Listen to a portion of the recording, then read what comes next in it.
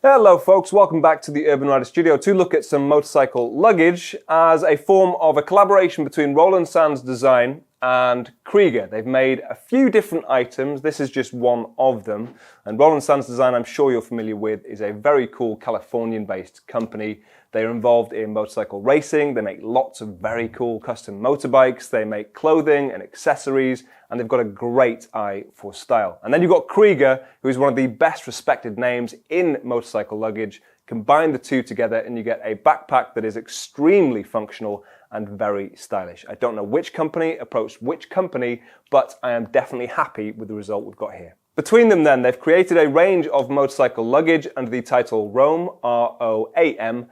This is the backpack. This is the Kriega RSD Roam 34 backpack. It's available in either the black you can see here or what they call a Ranger Brown, and it's £229 as of the making of this video. The 34 in the name refers to the carrying capacity of this backpack. For its max capacity, it is 34 litres, and it has a fully waterproof pocket. I'll explain that when I get to the insides of it. My two favourite aspects, if you want the quick summary of Kriega's luggage, is the function that you get, which is practically unrivaled, and the comfort as well. That refers more to the harness, which I'll explain when I get round to the front. But let's start with the actual body of the bag itself and the materials that they've used on this. So being Roland Sands, they've given it a bit of extra style. They've used their own version of a wax cotton, which you'll find across quite a few of their different clothing items as well. So if you have a Roland Sands Design jacket or gloves in the same material, they pair really nicely together. You will also find areas of Cordura across it. It's 1000 denier Cordura, very tough, very hard wearing. And you'll find loads of chunky buckles across this, which make it easy to operate whilst wearing gloves, and some big chunky YKK zippers as well. You'll also notice as we move across the bag, these little plastic clips on the straps that hold them in place and stop them from flapping around. It seems like a really small point, but the longer you live with the bag, you'll start to appreciate these little touches, and there are loads of them to be found across the entire bag. The first pocket you'll notice is this one on the storm flap, which if I open up you will see has a soft liner on it, and they list that as being useful for eyewear like sunglasses and goggles.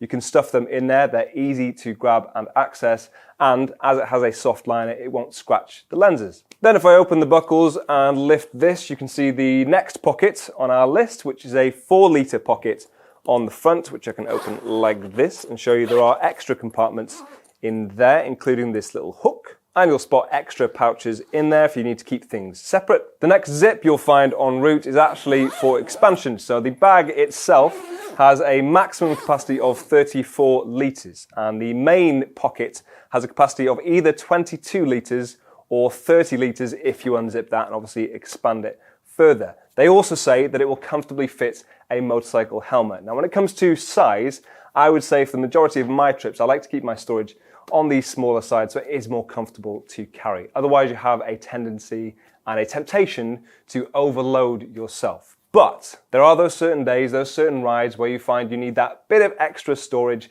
and that's where something like this is handy. Then of course, like I've mentioned, you've got that main pocket with a maximum carrying capacity of 30 litres and this roll top at the back. So if I undo these clasps, you will see that if you're carrying something like a laptop, even a large laptop, you can fit that in there really easily. It has a white liner that you can remove if you want to. That makes things easier to spot in there, and it is fully waterproof. Then let's spin our mannequin round so I can explain the harness. You've also got a really nice, comfortable padded back on this, and you will notice a strap across the back of the bag, which is for the use of a sissy bar. If you're lucky enough to have a sissy bar on your bike, you can strap the bag itself directly to your bike and then you won't have to carry it. That's something I've used in the past and I definitely appreciate whenever I've got the option. The harness is really nice and thick and padded.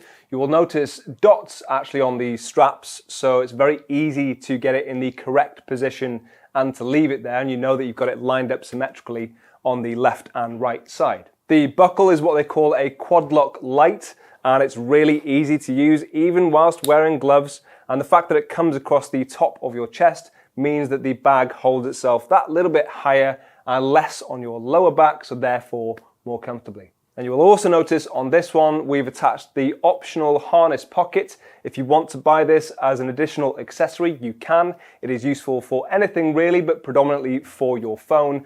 And it is quite sizable. I was a little bit worried that it wouldn't fit my phone. It is on the larger side. Most phones now are. They are ridiculously big. This, for reference, is a Galaxy S21 Ultra, and it fits in there very easily. If you do want to buy this additionally, they're coming at £35. All in all, a very stylish, extremely functional and versatile backpack, and it's what we've come to expect from Kriega. The links for this can be found in the description if you want to buy it for yourself, and I will see you soon for more of those finest riding gear. Bye-bye.